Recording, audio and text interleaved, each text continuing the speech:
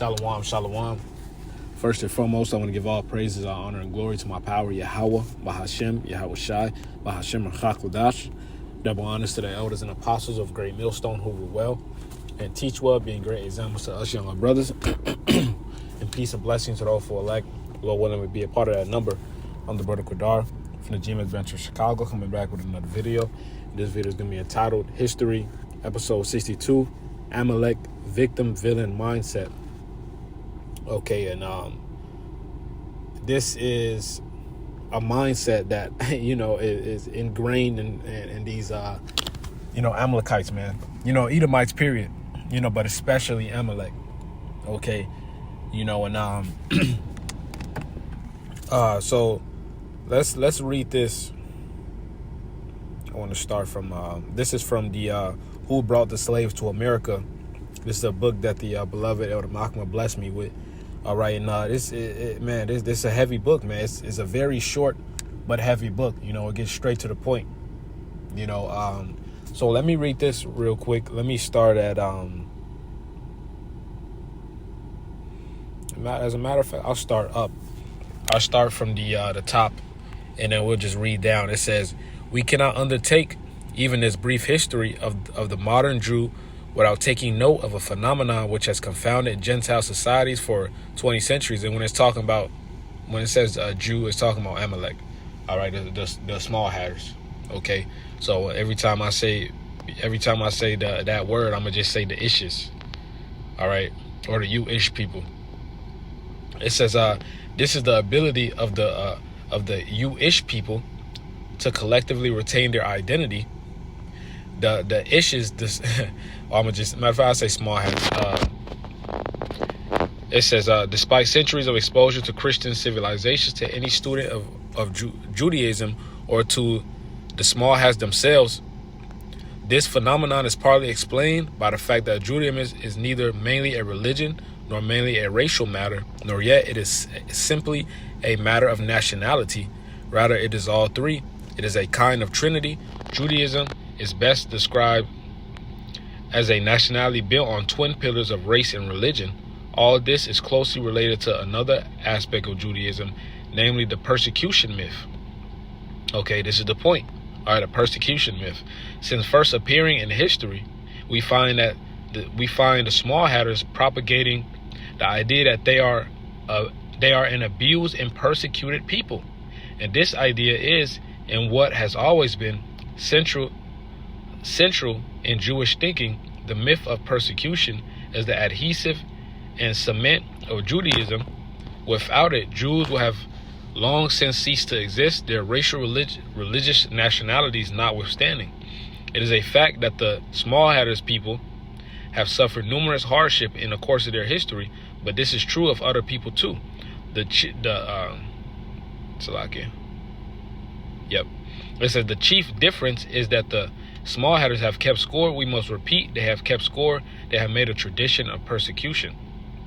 Okay, so let's read this final one. It says, a casual slaughter of thousands of Christians is remembered by no one in 50 years, but a disability visited upon a few small hatters is preserved forever in you-ish histories. And they tell their woes not only to themselves, but to a sympathetic world as well, right? They always mention that what happened in World War II, which, there's evidence to prove that number is vastly inaccurate. All right. And there's also evidence to prove that they were kicked out of Germany. Okay, search up Germany before 1913. All right, all the brothels that was in there. All right, all those whorehouses, all those sexual deviant acts that they used to do, the sex changes that they used to do. Hey, these Amalekites are lying about everything that they proclaim in this society, man. They say there's a popular quote. They say history is written by the victor. Okay. And these Amalekites, they won in that war. Okay, and they rewrote that history and lied, man. Okay, and they always put their woes up front, But Hey, because the scripture says that the real Israelites will go into captivity again with ships, in ships. That never happened to them, man. You know? It's always forget your story, but remember his story, history. Okay?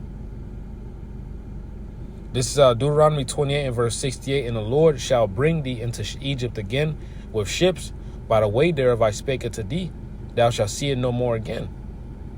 And there you shall be sold unto your enemies for bondmen and bondwomen, and no man shall buy you. Okay? So our people, the Negroes, Latinos, and Native Americans, all right, because that transatlantic slave trade, or you have the Negroes coming into the Americas, all right? They were being imported to the Americas from the west coast of Africa, all right? And you had the Native Americans, all right, they were being taken to Europe, okay? So this is something that all of our people have went through, man. And as a matter of fact, Amalek was the one who funded it. Okay, but they don't tell you that. they never tell you that. And as a matter of fact, let me go ahead and put that. Let me go ahead and drop that in this lesson as well. There we go. So it was actually Amalek who funded, you know, the slave trade, man. You know, it was Amalek who funded the cost for it. Okay, starting with this guy Lopez, man. All right, this dude Aaron Lopez. That's logging for the quality. Okay, you can look at all the ethnicities, man. These are Amalekites who funded these ships. Okay, but this is what they don't tell you. Okay, this is what they refuse to tell you. This is what they bury. Okay, as they label the Negroes, Latinos, and Native Americans, the Israelites, as the face of crime. Okay, so let's read this right here. It says confidential notice to all small hatters. It says, we are about to reach our goal. World War I furthered our plans greatly. We succeeded in having millions of Christians kill each other and returning other millions in such conditions as they can do us no harm. There remains little to be done to correlate our control of the stupid Goyim. Okay, and that word Goyim, that's the Yiddish way of saying Goyim in a Hebrew, which means nations. Okay, they look at in that Talmud, they look at everybody else as cattle. Okay, it says small hatters in America, these are your final instructions. Continue to enlarge our control over radio, TV, newspapers, movies, and magazines.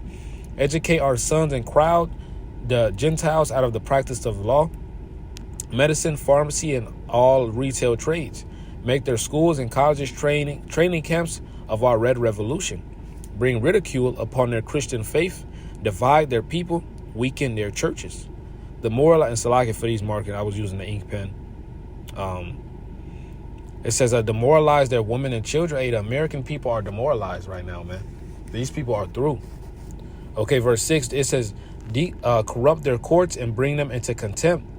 Turn class against class. Hey, this place is divided, right? The Negro against the white. Buy politicians and continue to corrupt their local, state, and national governments. And that's why no matter what happens in office every 4 years, hey, it's just going to be the same shit. You know, they've all been bought off. They're all in league with each other. To even be considered to be a governor, a mayor, or a president, you got to be juiced in. Shit, to even be a fucking a teacher, man. You know, these jakes who high up in the corporate ladder, CEOs, you know, principals, they're all in a certain type of fraternity or sorority. And once you in there, you're officially juiced in, because Esau just can't put you in a position of power without you bending the knee to him. Okay? And these fraternities and sororities, they're all like guard dogs to the you can look at the Divine Nine. They're all guarding the elite banquet families, man. Okay? So it says get the fascists and anti-Semites one way or another, which that's not a word. The word anti-Semite is not weird. That's not a real word. Okay? Hey, Shem. That's the real word, Shem. Okay? And you can't be an anti-Shem. There's no way an Israelite could be an anti-Shemite. They are Shemites. All right? Esau is a Shemite. Ishmael is a Shemite. All right? Elam is a Shemite. Okay? So what the fuck is he talking about, man? All right? Ammon and Moab are Shemites. Okay? So, this is just a part of that, the lies and deceits that Esau throws out there, man. Okay? It says, let me 1 second, let me continue to read.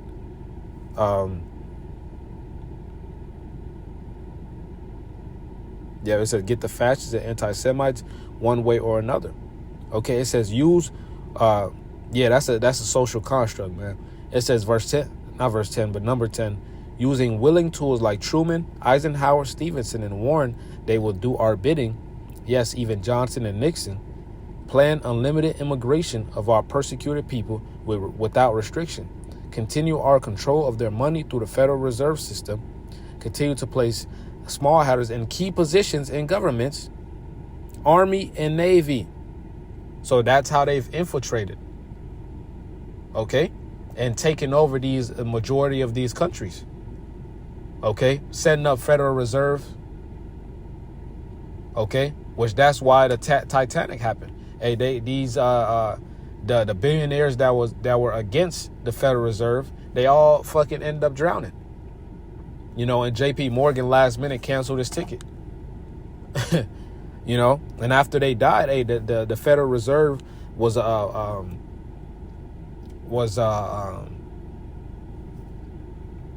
created, man. Okay, so it says, what was that, like 1913, 1912-ish? Okay, as a matter of fact, let me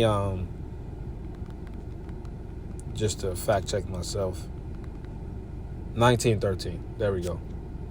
Let me see. When did Titanic? It was 1912. So it was literally a year after. And they needed those billionaires to pass away. You know? This is how these devils get down. Okay, so it says 13, continue to place, I already read that, Salakia. 14, we must destroy the republic and replace it with a democracy. Small hatter governed state socialism. All right, hey, this video might get taken down, man. You know, so save it. 15, it says continue our control over labor, agitate unrest, strikes, and violence by any means or schemes. Especially through these methods shall we plunge this country into destitution, demoralization, bankruptcy, and civil war. Is that not what's going on right now? Further lessening the numbers of our enemies. Okay, right, because when everyone's divided, you're not looking at the true enemy. The Bolshevik Revolution made us masters of Russia. All right, so all the majority of these countries, especially what they call the great nations, are controlled by these elite banking families, man. You know, they've all been infiltrated. The last war made us rulers of all Europe except Spain. All right, World War I. Let the next war make us masters of America, World War II. For the preservation of our race, you are warned to renounce, abjure, repudiate, and deny any of this information if questioned by Gentiles, even under oath as directed by the Talmud. So they don't have to be honest with you niggas out here, man. Okay? It says, it is needless to caution you of the terrible consequences that might follow if these instructions shall fall into Goyim hands. So guess what? You know, I'm trolling right now. You know, it has fallen into Goyim hands. You know. But it says, sign the Central Conference of American Rabbis dated 1956. He who has discovered the truth about Judaism, and I've made a video, I believe that's also in my history playlist, you know, comparing Judaism to the scriptures. Okay. Talmud Exposed. That's history episode 60, Talmud Exposed. It says, let You could go into that, because that's a fucking vile book. That's a very disgusting book, man. And the more people know about it, the better. The more lessons going to come out. Because like the Elder Malcolm said, this topic has to be talked about enough. It has to be talked about more. It says, he and who does not fight Jewry and warn his fellow citizens of the Jewish menace becomes an accomplice of the Jews. Right, of the Jews, and an accessory to the misfortunes of his nation. Right, so if you don't give him that warning against them, post church's father and saint combat and condemn the Jews. Now you could read this for yourself down here. Let me grab this precept. This Psalms 85 and 11. It says, truth shall spring out of the earth, and righteousness shall look down from heaven. So Yahweh, we're in what they call the information age. Yahweh Shemal Shai has opened up. The scripture says knowledge shall be increased in the book of Daniel.